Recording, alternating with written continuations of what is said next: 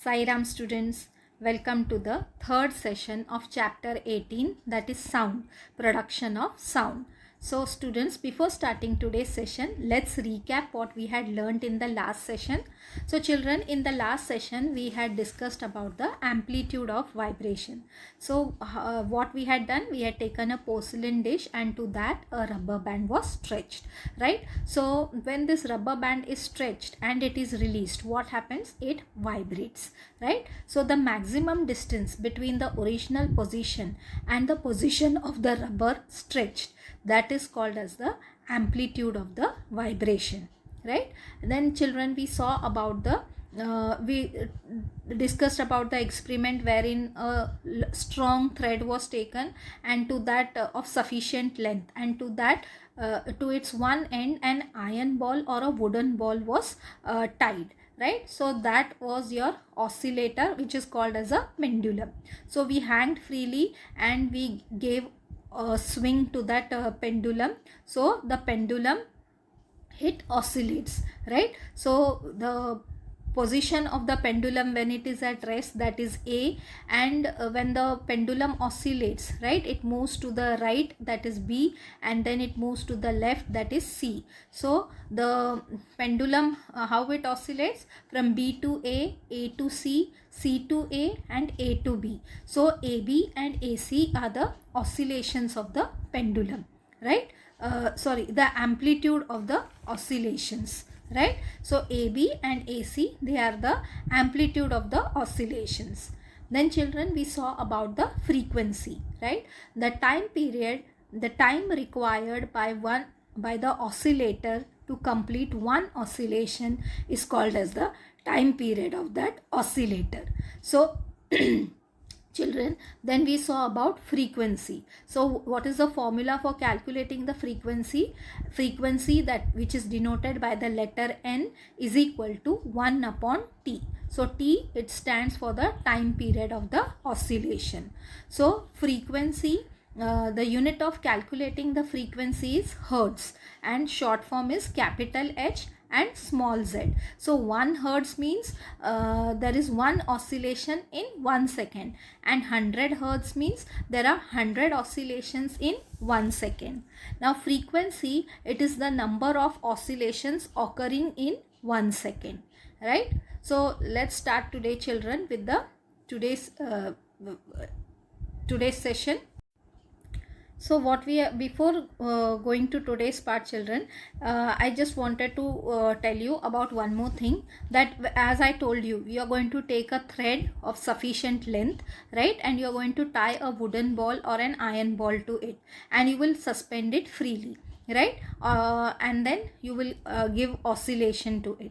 That means you will swing the pendulum, right? So what you're going to do, you're going to take a stopwatch, and then when the pendulum oscillates, right, you have to find out for how many seconds the pendulum is giving 20 oscillations, right? So like this, for first suppose if you take the length of the thread as 50 centimeter, right? So you will calculate in how many seconds the pendulum is giving 20 oscillations, right? So with that you can calculate the frequency, that N is equal to 1 upon T. Then what you will do, you will again repeat this procedure. But when you are repeating this procedure, what you are going to do, you are going to every time decrease the length of pendulum, right, by 10 centimeter. Now first you have taken 50, now you will make it 40. Again for 20 oscillations you will find out the number of seconds, right? So like this you will repeat the experiment 4 to 5 times by decreasing the length of the pendulum. So with this children, what you can infer, that the length, the frequency, it depends upon the length of the pendulum. So if the length of the pendulum is increased, the frequency will increase, and if the length of the pendulum is decreased, the frequency will decrease. Now similar experiment again children you will do, but here what you will do, you will keep the length of the pendulum fixed, right? Suppose you keep 30 centimeter, right? And now here what you will do, it will depend upon the amplitude. Amplitude means the force which you are applying, right? First you will give a smaller this, then a large, then little bit more large, and then like this you will do it, right? But you will keep for 20 oscillations only, and you will the length of the pendulum will also be only 30 centimeter, and you will calculate the frequency. So with this in experiment, what you can infer, children, you will infer that the frequency which is there, it doesn't depend upon the amplitude, right? The frequency will remain the same if the amplitude decreases or increases, right? So these were the two things I wanted to tell you. Now we'll see about the high and low pitch of the sound. Now here, children, you can see a wooden block is taken, right? Now this wooden block, it should be around 80 to 90 centimeter long, right? The length of the wooden block will be 80 to 90 centimeter, and it will be of 5 centimeter width. This is your width, that is the breadth. Now what you are going to do, you can see here two nails. So you are going to hammer two nails on this wood at a particular you are going to leave some centimeter distance from both the sides, and you are going to hammer this two nails. Now you can see here a thin metal wire you are going to attach to this two nails. Okay, now after that, what you are going to do, you are going to take a wedge shaped wooden block or a plastic block. Now wedge shaped means it will be like this, V shaped, right? So it will be a wedge, that is called as a wedge shaped. So you are going to keep this wedge shaped wooden blocks under this wire, and now you will pluck this wire lightly, right? So, and you will observe what type of sound is generated, right? Now after doing this, what you will do, you will take some 2 to 3 rectangular blocks. You can see here, these are the rectangular blocks below this wedge shape. So what you are going to do, you are going to keep this 2 to 3 rectangular blocks below this wedge shaped block at only one end. So only at near one end you will keep this 2 to 3 rectangular blocks on the wedge shaped block. And now you will observe again, now you will pluck the wire, right? Now when you pluck the wire, you have to observe again what sound is generated, and whether there is also you have to see that the length of the wire should not change, it should remain the same. So in such a way that you have to adjust this wooden block along with the rectangular block, right? Now you will see whether there is change in the tension of the wire. Tension of the wire means the pulling force which is transmitted by this wire, right? So the tension means the pulling force which is transmitted by the wire. Now what will happen, children? So now, children, when the tension in the wire is increased, the frequency will increase, right? And when the tension in the wire is reduced, then the frequency will also decrease, right? So children, from this experiment, what we can infer, that when there is a increase in the tension, when the tension is increased in the wire, the frequency increases, right? So when the frequency increases, the sound which is there, that is, you hear a high pitch sound, that is called, in the textbook it is given as shriller. So shriller means nothing but it is a high pitch, right? And then when the tension in the wire is reduced, that is less, that the frequency is decreased, so you will hear a less shriller. Less shriller means you will hear a low pitch. So this is what about the high pitch and the low pitch of the sound. So now, children, we'll see about the intensity of the sound, that is the sound level. Now loudness or softness of the sound, it is indicated by two terms, namely the intensity of the sound and the sound level, right? So the loudness or the softness, it is dependent upon the two terms, that is intensity of the sound and the sound level which is there. Now sound level is the intensity of the sound as perceived by our ears. Perceived means as we hear by our ears, right? And the intensity of the sound, it is proportional to the square of the amplitude of the vibration. For example, if the amplitude is doubled, the intensity of the sound becomes 4 times as much, right? So the intensity of the sound, it depends upon the amplitude, right? So if amplitude is twice, then the intensity of the sound will become 4 times of it.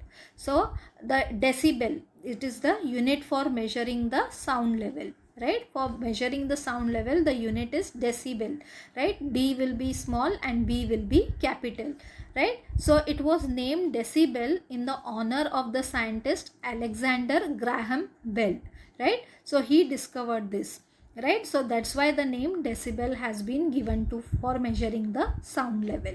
So what is the intensity of the sound? That means when if the amplitude it is twice, then the intensity of the sound will be 4 times, right? And decibel, it is the unit for measuring the sound level, and it is this name decibel is given in the honor of the scientist Alexander Graham Bell. Now, the magnitude of the sound level, that is the decibels, they can be deduced from the intensity of the sound using a mathematical formula. Magnitude means the strength of the sound, right? Now, when intensity of the sound, it becomes 10 times the original, the sound level, it increases by 10 decibel. So whenever the strength of the sound, it becomes 10 times the whatever the original sound is there, it is more than 10 times, then the sound level, it will also increase by 10 decibels. So now children, we are going to see about the decibel levels of some common sounds. Now whenever there is beginning of any audible sound, that is 0 decibel. Normal breathing which you do, that is 10 decibel. Murmuring from 5 meters away, that is 30 decibel. Murmuring means when you whisper, right? Then normal conversation when it is there between two persons, that time it is 60 decibel. When there is heavy traffic, right, the vehicles of the sound is there, that is around 70 decibel. Ordinary factories which that sound is produced, that is around 80 decibel. Then the jet engine which is there, it gives a sound of 130 decibel. And the start of ear splitting sound, that is 120 decibel, right? So these are the some common sounds which are there, their decibel level is given now. Now, what is audible sound? Now, the frequency of the sound audible to human beings, it is between 20 hertz and 20,000 hertz, right? So, between 20 hertz and 20,000 hertz, this is the sound which the human beings can hear, and we can hear these sounds only in this frequency range. Next is infrasonic sound. Now the oscillator, it makes 3 to 4 oscillations in 1 second.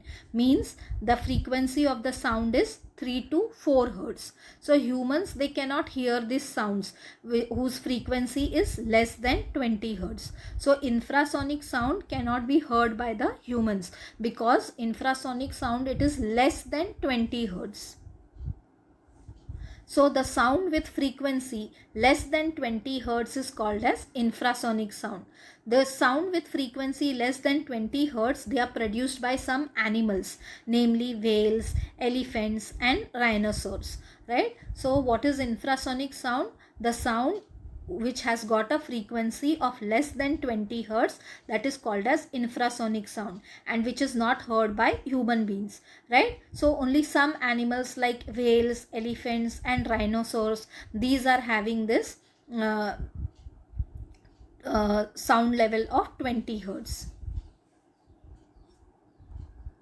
Now what is ultrasonic sound?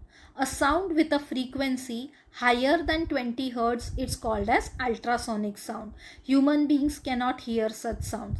However, some animals, for example, a dog can hear such sound. So even ultrasonic sound cannot be heard by human being because its frequency is higher than 20 hertz. And what is the frequency of the human being? He can hear only from range between 20 hertz to 20,000 hertz. So whatever is less than 20 hertz and whatever is more than 20 hertz, that cannot be heard by the humans. So the frequency the sound whose frequency is higher than 20 hertz, that is called as an ultrasonic sound. And only dog is one animal who can hear this ultrasonic sound. Now what are the uses of ultrasonic sound? It is used to clean delicate ornaments and the tiny parts of the watch, right, which we cannot see, right? And then it is used to observe the internal organs of the body. Also it is used to detect the tumors in the brain. So these ultrasonic sound, it is used in all such things. Then in radar systems. Now what is radar system? This is the short form. The full form is radio detection and ranging. Radar is radio detection and ranging. And then it is ultrasonic sound. It is used to kill certain microbes and insects.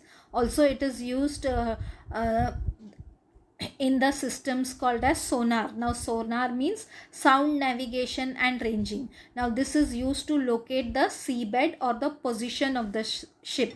Now seabed is your bottom of the sea, whatever is there, the sea floor, the ocean floor, right? So in all these cases the ultrasonic sounds are used. So children, with this we finish our chapter 18, that is production of sound. So let's recap what we have learnt in today's session.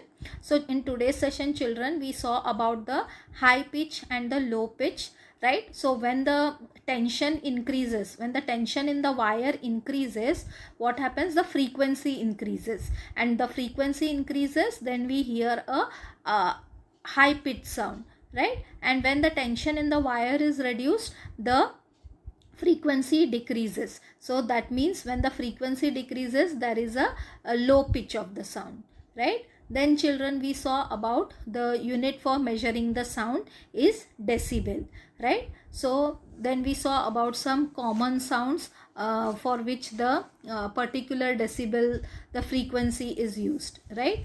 Then children, we saw about the audible sound, right? Audible sound means the sound which is heard by the human beings. So what is the frequency? It is between 20 hertz to 20,000 hertz. So human beings can hear only this audible sound. Then we saw about the infrasonic sound. In infrasonic sound children, the frequency of the sound is less than 20 hertz, which is cannot be heard by the humans. So this sounds, it can be heard only by the animals like whales, elephants and rhinoceros. Then we saw about the ultrasonic sound. Ultrasonic sound, the frequency of the sound is higher than 20,000 hertz. So that also cannot be heard by human beings. So this ultrasonic sound you can see only in the example is dog, right? Then children, we saw about the uses of ultrasonic sound. So ultrasonic sound, it is used to observe the internal organs of the body. Then it is used to clean delicate ornaments and repair the tiny parts of the and clean the tiny parts of the watch. Then it is used to detect the tumors in the brain. It is used in radio detection, ranging. Also it is used to kill certain microbes and insects. And this sonar, that is sound navigation and ranging, it is used for locating the seabed or the position of the ship, right? So with this children, we'll end the session. So in the next session we'll start with a new chapter. Till then, goodbye. In infrasonic sound children, the frequency of the sound is less than 20 hertz, which is cannot be heard by the humans. So this sounds, it can be heard only by the animals like whales, elephants and rhinoceros. Then we saw about the ultrasonic sound. Ultrasonic sound, the frequency of the sound is higher than 20,000 hertz. So that also cannot be heard by human beings. So this ultrasonic sound you can see only in the example is dog, right? Then children, we saw about the uses of ultrasonic sound. So ultrasonic sound, it is used to observe the internal organs of the body. Then it is used to clean delicate ornaments and repair the tiny parts of the and clean the tiny parts of the watch. Then it is used to detect the tumors in the brain. It is used in radio detection, ranging. Also it is used to kill certain microbes and insects. And this sonar, that is sound navigation and ranging, it is used for locating the seabed or the position of the ship, right? So with this children, we'll end the session. So in the next session we'll start with a new chapter. Till then, goodbye.